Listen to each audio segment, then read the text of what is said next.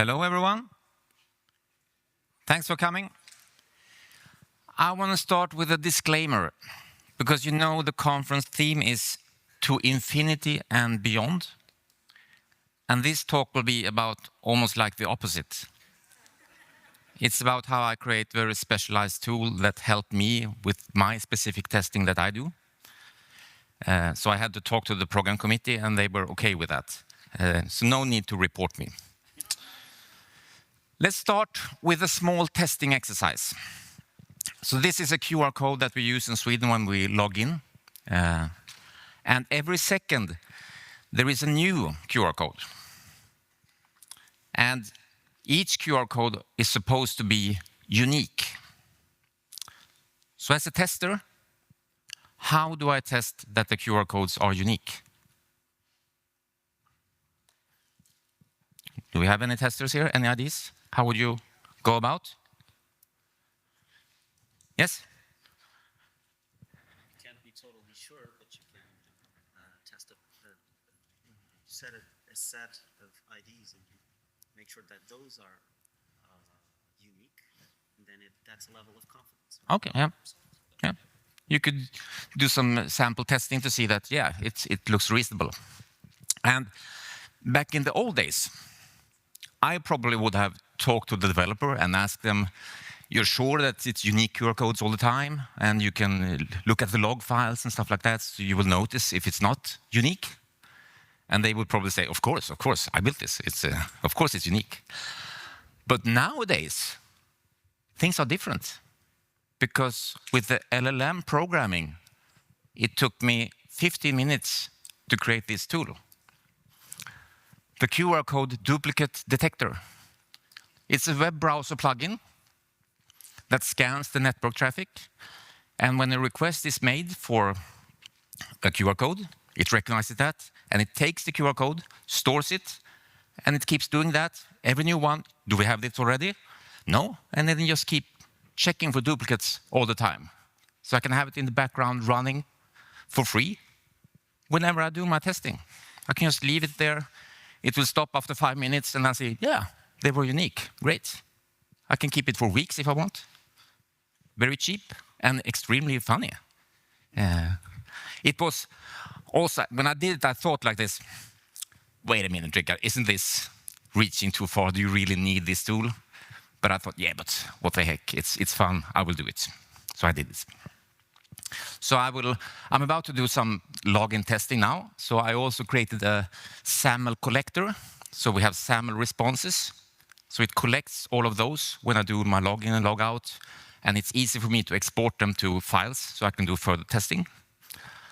And I can take those exported files and put them in my XML analyzer, which looks at the files, sees what content do you have for certain elements. So I can compare our 10 different services to see what do they have in the different SAML tickets and see if it's consistent and stuff like that. And all of this really super fast to build.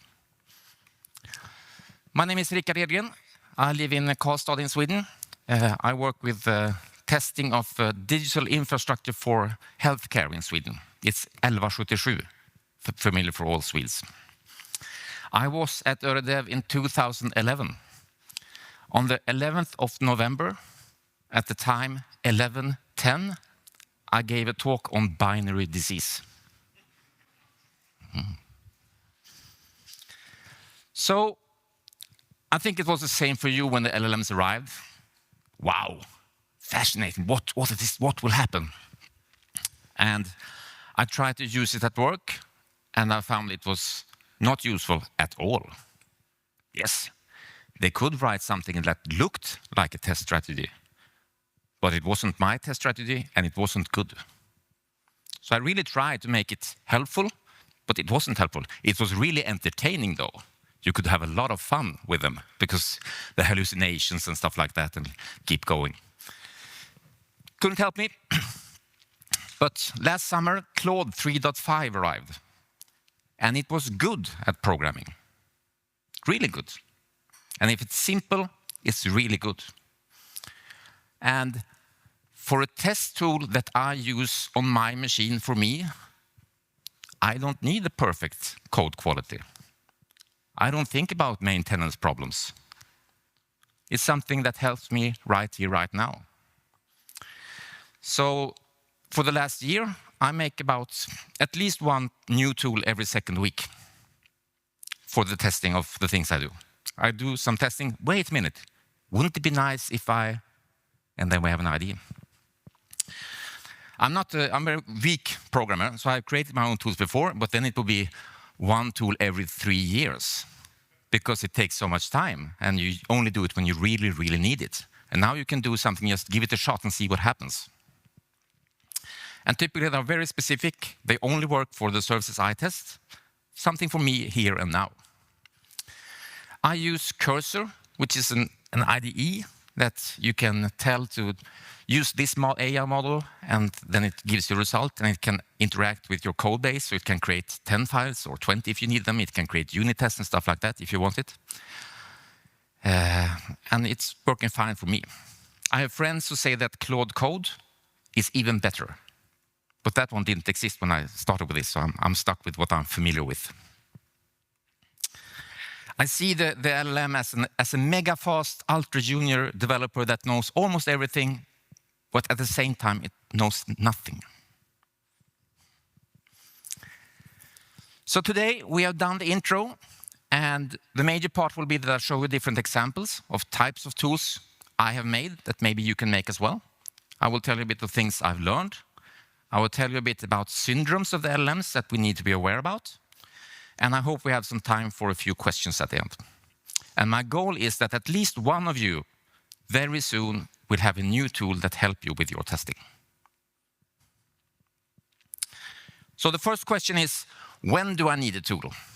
And the triggers for me when I do my testing is that I'm doing something that is difficult. Wait a minute, this is difficult. Can I make it easier? Or if I do testing that takes a lot of time, that's a trigger. Or if it's something that's very boring. But of course, I should not create a new test tool if it can be solved in better ways. There might be existing tools, or maybe an automated test would do the job a lot better than a new tool. So this gives me my tooling triangle.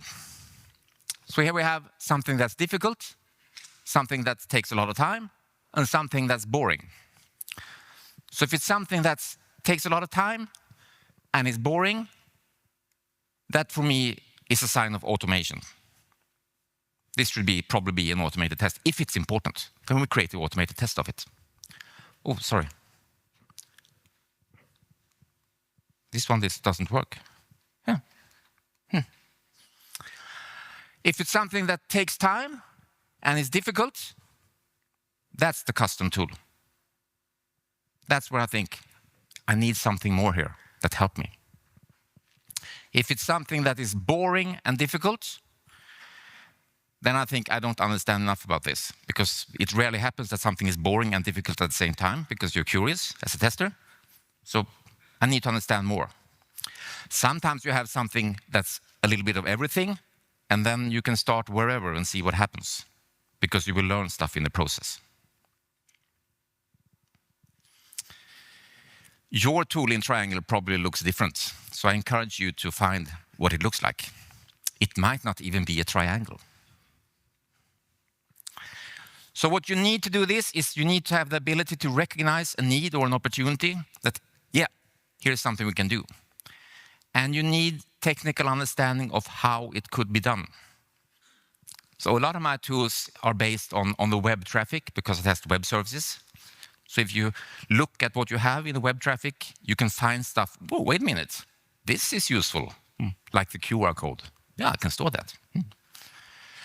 It's good with some programming knowledge, so you notice when it's heading in the totally wrong direction, because that will happen, I promise you.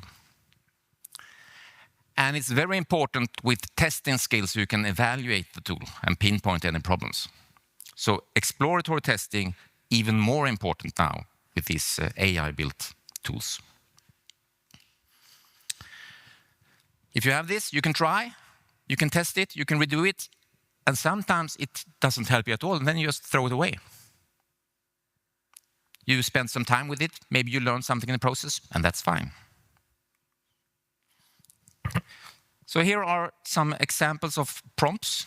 You don't have to read them in detail, but just to give an idea that they are not very long. So it could take 5 minutes to write the prompt, 5 minutes to create the tool, and 5 minutes to evaluate it. But you need a clear idea what you want to do. You need some details about how it can be done. And it works very good with some examples. So for instance, I've done with a JSON file of 4,000 rows. Here is the file. I want you to find this and this and that. And it can do that. And for me to do that by myself, I don't know where to start. I could learn, but it would take a lot of time. If you want, you can do some technical choices. Maybe it's a programming language you prefer, you just tell them to do that. I do it sometimes, and sometimes you just get what it can choose for itself, and it will probably be pretty good. Quite often, the first try is useful. Not that it works perfect, but you have something there, and you can start with it, and it helps you in some way. Quite often, my first or second try is useful enough. So if I use the tool for a week, and I notice I would like to fix this and that, but then I think, no, this is good enough. It helps me enough. It doesn't have to be perfect. It's just my tool for me.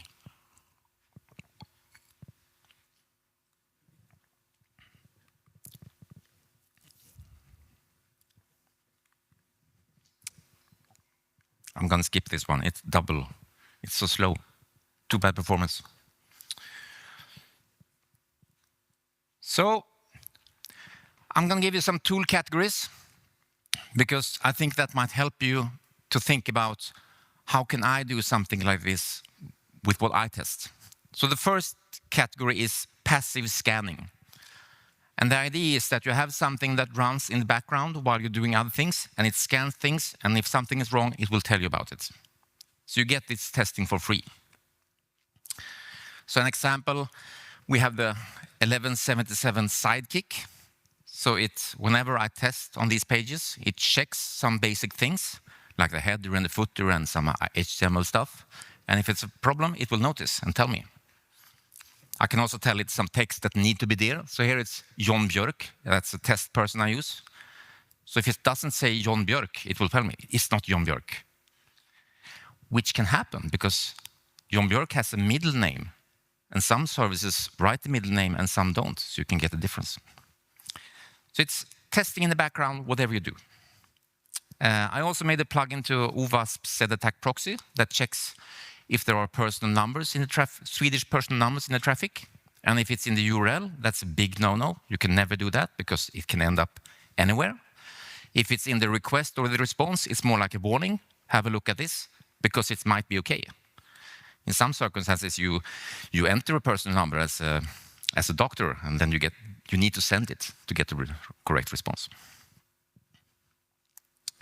Next category is the test improver. That's when something is difficult and you want to make it easier. So the one you see here is one of the very first I did. So it's like a session extender.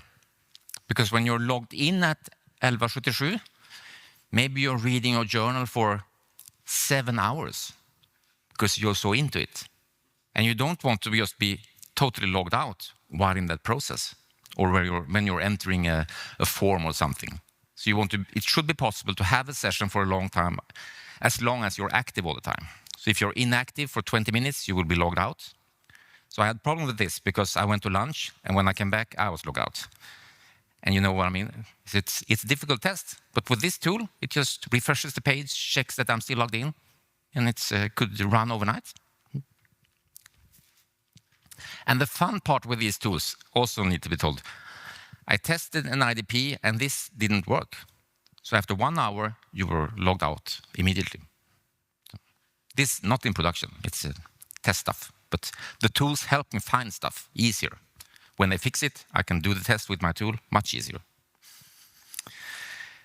My colleague Per Holmdahl, he wrote with the same with Cursor, he wrote a tool for notifications. So we have a system so you can be notified after 7 days. You need to respond to this thing. So after 7 days, you get a mail. Quite difficult testing to do because you need to write down, yes, in 7 days, I will get this email onto this address. So you wrote a tool so you can tell the tool that now I have done this, so there should be a notification with this text coming in 7 days. And then we have a special inbox, so it checks the inbox and says, yeah, it arrived after 7 days, thumbs up, or it didn't arrive. The duplicate detector, another example, makes difficult testing easier. And I bet you have some testing that you do that is difficult, and you could be made easier with your own tool. Another typical tool is to generate test data, so you can get better and richer test data more fast.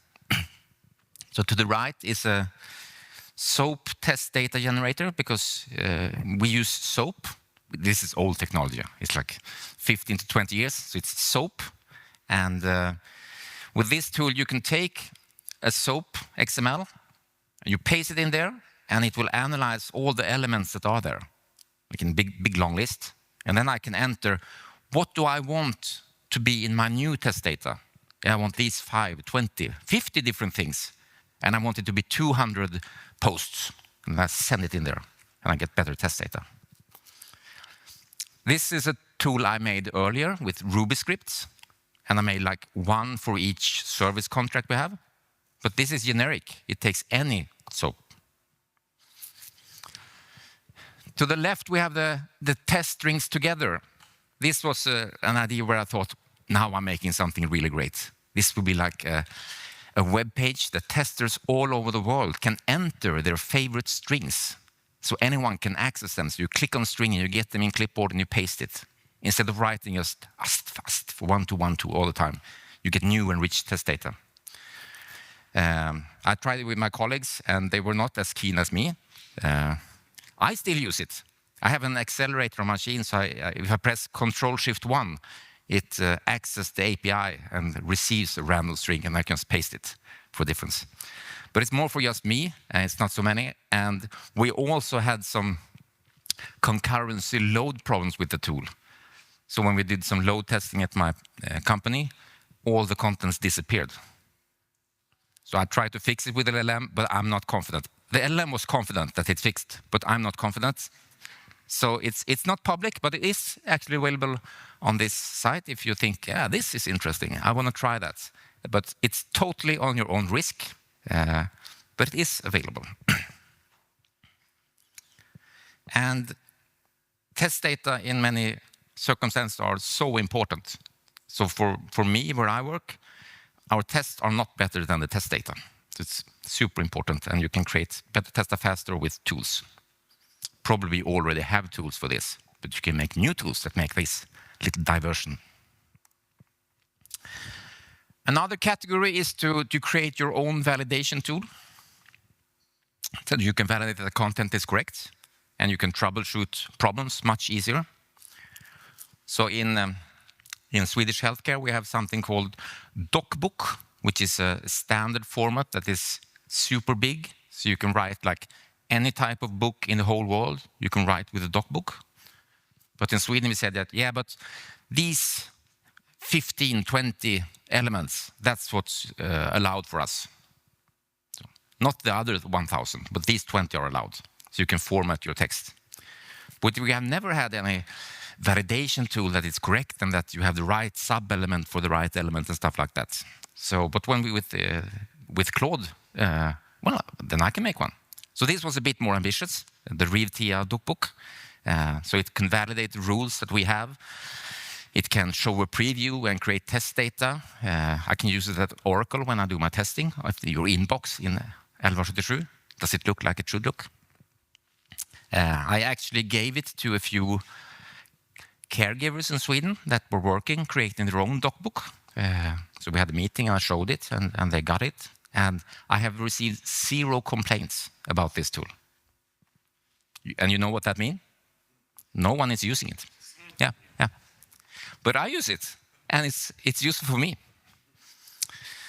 Another one I made was, my partner works at Cursor University, and they write academic papers. and they use Word, and then they have a plugin in Word that checks that the references have the correct format with the year and that it matches the text and a lot of rules. And that tool crashes all the time on her Mac. So I said, because I love doing this, I'll write you your own tool. So I wrote an HTML page that you paste your text, and then it checks almost the same rules that the expensive tool they bought. And it reports that, yeah, you reference this author, but you don't have it in the text. Or maybe you wrote this year here, but it should be that year. The alphabetical order is not correct. Stuff like that. This took also some time, because you know how names, and you can have double surnames, and you can have like a dash in your surname and stuff like that. So, but so it's not perfect, but it finds problems. Every test so far she has done has been a problem. Next category is the information collectors. So you have a lot of information in the tools, the services you are testing. So you gather the information that you're interested in.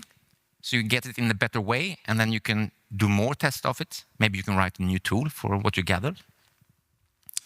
So I have here is the personal number scanner. It's a Notepad++ plugin.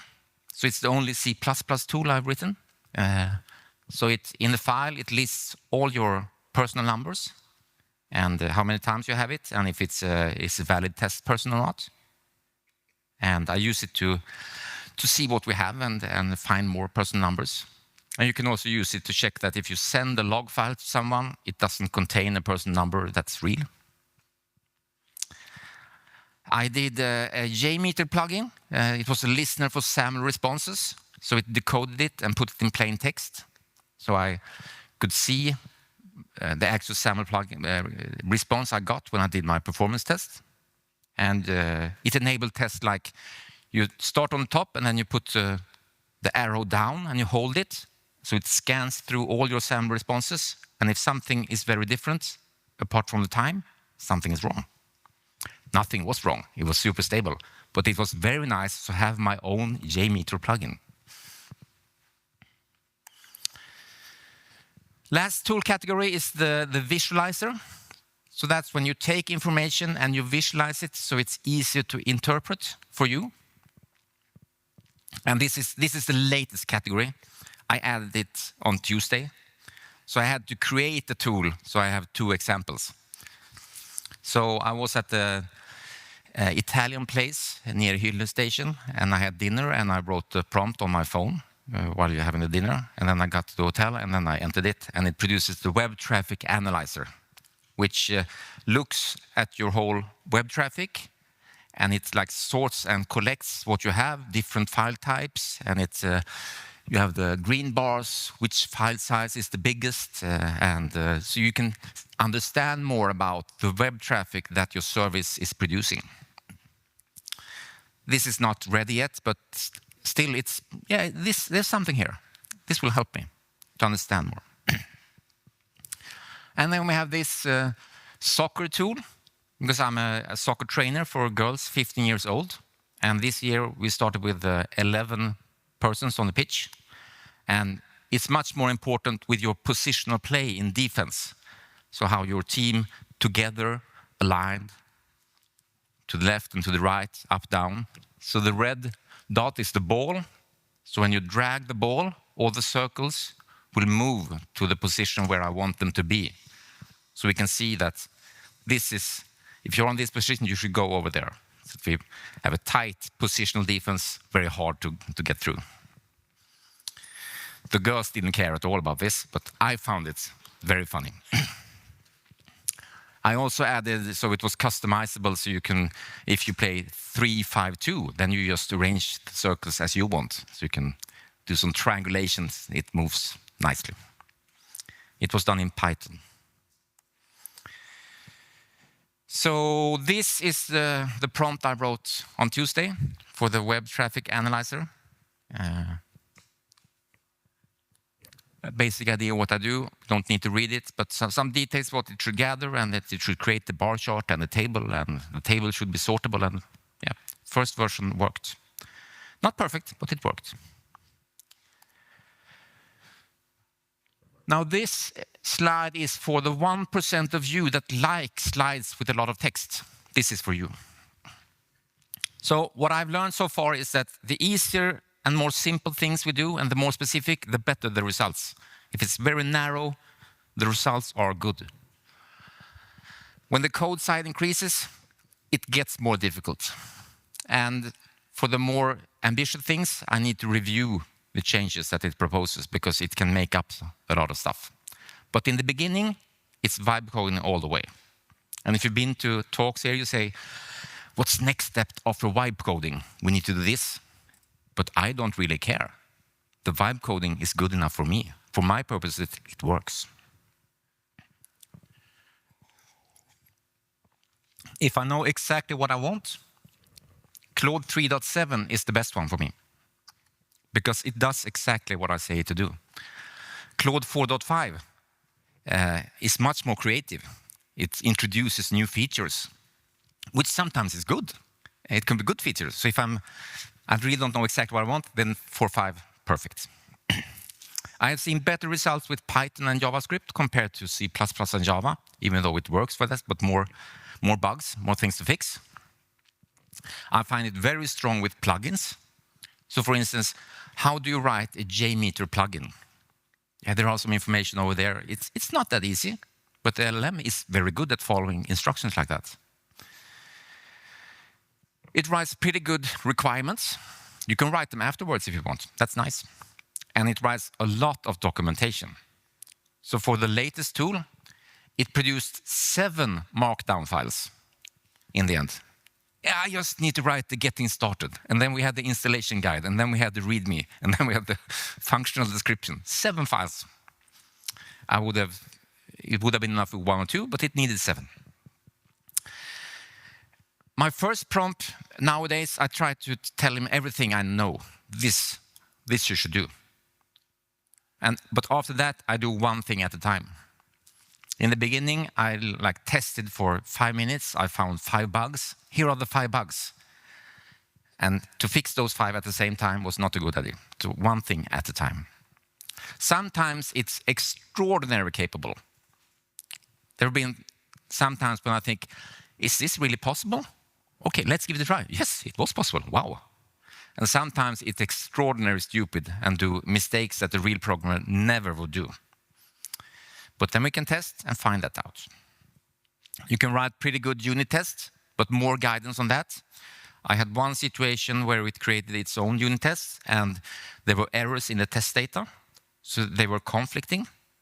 So it was fixing one thing, and the other one broke. So I need to stop it because it was looping around these errors. So you need to be careful with the test data and the test data. Exploratory testing is even more important now than before. And the reason is that it can be almost any sort of problem.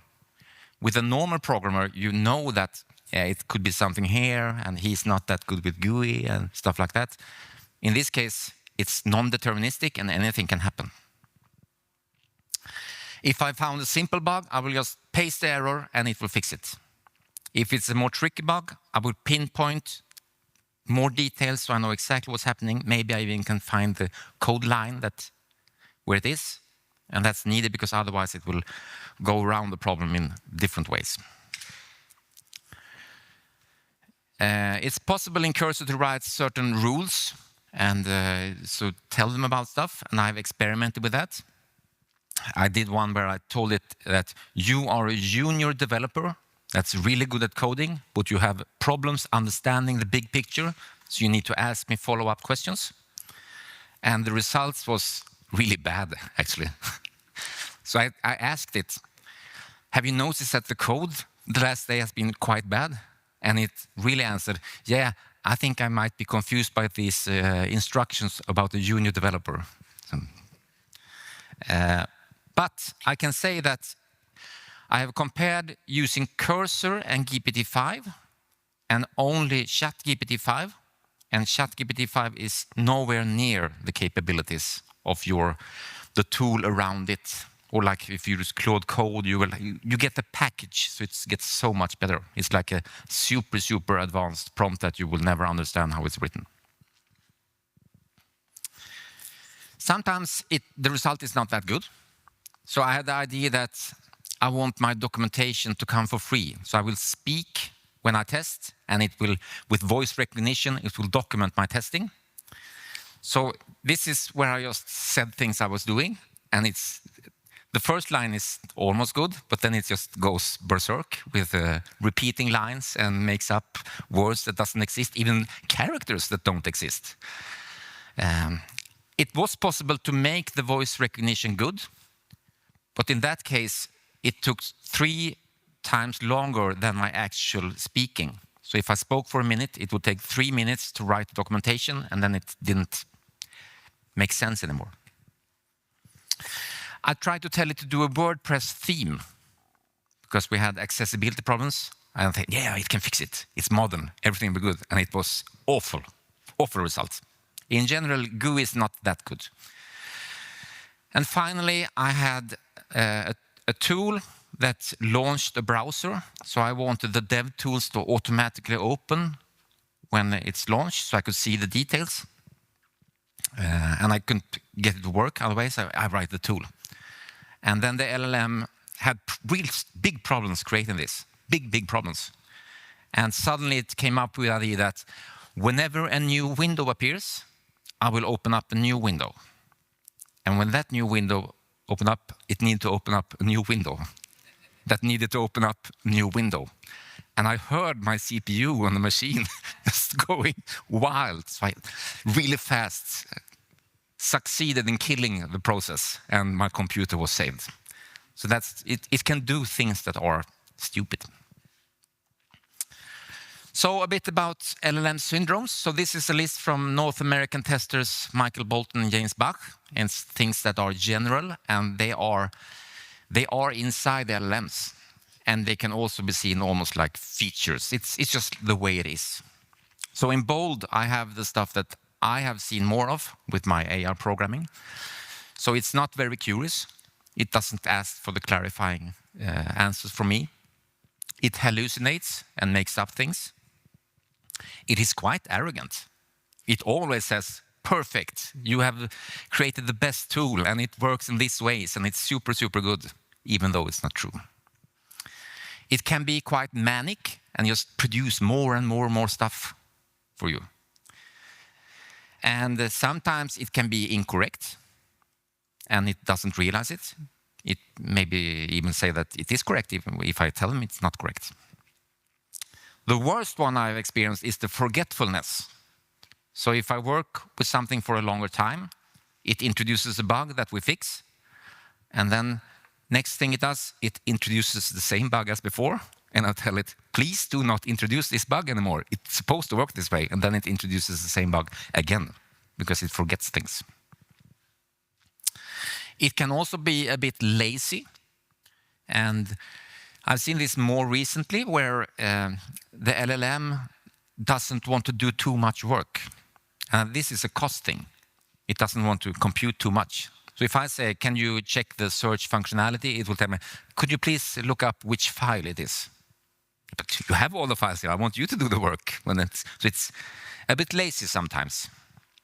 And it's also quite difficult to teach it. I mean, it has the capabilities it has. You can do some prompting, but it won't really learn. It actually doesn't learn at all because it has no understanding. But so these are problems, things that we need to be aware about. Not big problems if I create my own small test tools, and I'm aware of this. Not a big problem. Of course, we have the tool category other things. I mean, the possibilities are endless. So, for instance, I created the little orange tool for test design. So this is you press Control 6, and then you will get an orange splash with a text that inspires you with your testing. So I gave it to a colleague. I don't think it was a big hit, but it was really fun making it. My colleague made an add-on to Selenium for our automated tests. We have videos when the test fails. So a page where we have the overview of the videos, so it's easier to look at. And also I ported an old test exercise. And so it made it like as PHP, as a WordPress plugin. I have known nothing about that, but it could do it. So endless possibilities. Of course, we have some drawbacks. I feel I can get too eager and look for tools when I don't need them. And I also can feel like, wow, I can do anything. I'm the product owner, and I'm the developer, and I'm the tester. But in reality, I'm just creating small tools for myself. And that's enough. Also, the energy consumption is higher when the LLM is doing the work instead of me writing it by myself. And I try to compensate that by train traveling and almost never fly. And I'm a bit afraid that maybe I'm contributing to the overblown hype of the AIs, the LLMs, I should say. AI, it's the LLMs that are the problem. They can't do what they promise. And there will probably be some economic crash in a couple of years. I really think so. So I'm stressing, what I'm saying here is small tools for me here and now. So to summarize, the more specific things, the better chance of help for you. And whatever you do when you're testing, there are tooling opportunities, I promise you. This does not change my job dramatically. It does not make my testing any faster, but it's better now. And the work is a lot more fun for me. So where will all this end? Well, I don't know, but I'm fairly confident it's a long, long way to programming very important, very complex things. And it's even longer to testing those important and complex things. But we will see what happens. Exciting times ahead. So thank you for listening.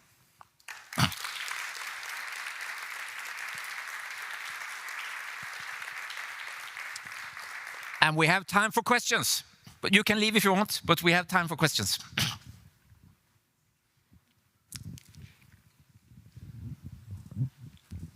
Hi, just one question. I was just wondering about when you reported your observations that you made with the tools, because that's quite delicate skill to report what you found and your credibility is on the line. So was there any challenges, learnings in that? Because I can imagine if I went to some of our developers who are not that enthusiastic with the LLMs and such, that, hey, I vibe coded this tool and I found some things and they're not listening anymore. So was there any learnings with the findings and reporting those? That's a good point. And I could say that I don't think I have ever reported a tool just by a bug just by the tool. And if it's a strange thing it finds, first reaction is my tool wrong? I need to double check. So when I write the bugs, I write them almost like if I have found them manually. Because the tool has done some things. And maybe it's like, yeah, it finds that when we go to this page, it's 3 downloads of this big, large file. Only 1 is needed. I can look at the web traffic. I don't need a tool to do it. So it's just a tool for my process. It's not like the true oracle, and I need to be still a tester. Yeah, but okay. Later on, maybe I will write a tool that's even more important and it can report bugs by itself and something. And then you need to be a lot more careful. Yes, so good question. Thank you. Okay.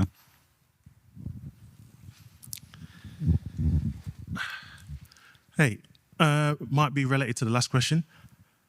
How do you decide how much to test the tool before you put your faith into it? Well, I would almost say 0 minutes. That I will use the tool, and while I'm using it, I'm evaluating it at the same time. Right. And if it gives me help, I will look carefully. Is this true? Yes, it's true. And then I will start trusting it by experience of using it. Okay. So if it's more ambitious, I will write unit tests or let the LLM write the unit tests and review the unit tests. Nice. But yes, it's a question. And when it gets complex, I'm not that good a programmer that I really can look at it and see if it's good or not. Right. So it's more my exploratory testing skills that tells me that, yes, the thing is solid. Right. Based on the results and the usage. And also, since I want the tool for my testing, I want it in my daily work. So it's not extra time. It's just add on to the thing I do. In the back, or here we are. Yeah, I have a question. You work with the sensitive data of patients, right? So how do you make... Never in the test environments. Okay. Never patient data in test environment. Always only test data. No anonymized production data. Nice. So it's big wall between production and test data. So, yes. Furthest in the back, we had one. Yeah, it's kind of related to the other two first questions.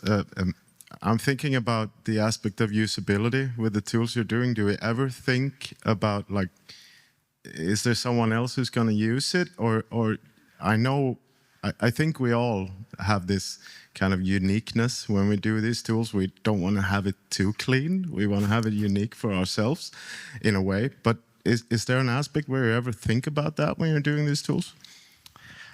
In the beginnings, I thought I was making more generic tools that other people would have use for, and then I thought more about it. But now I realize, no, it's more for me, and so I don't think a lot. Right here, right now. Yeah, for me, here and now. And I think that having your own tool has a special feeling to it. So I think in the future, you won't be sharing your tools, but you will be sharing your prompt. And then you will take the prompt and then you will put your own name to it or say that, yeah, I love the color yellow. And you will get your own design and you will get a special, unique feeling, and that will be better. Thanks. In the middle. So do you ever ask the developers to test your tool by introducing the bug you're looking for, like the QR code? I have never shared with developer, I think. I've shared some tools with other testers, but they aren't that popular. It's for me. And the QR code tool, to test it, that was the trickiest part, to produce a duplicate, to make sure that it really could catch it. But we can talk more about that later. Time is running out. For next session, I will be in the speakers corner. If you have some extra questions, or if you want to see what the code looks like, or you have an idea for your own tool, we can try to build it. And thank you very much for listening.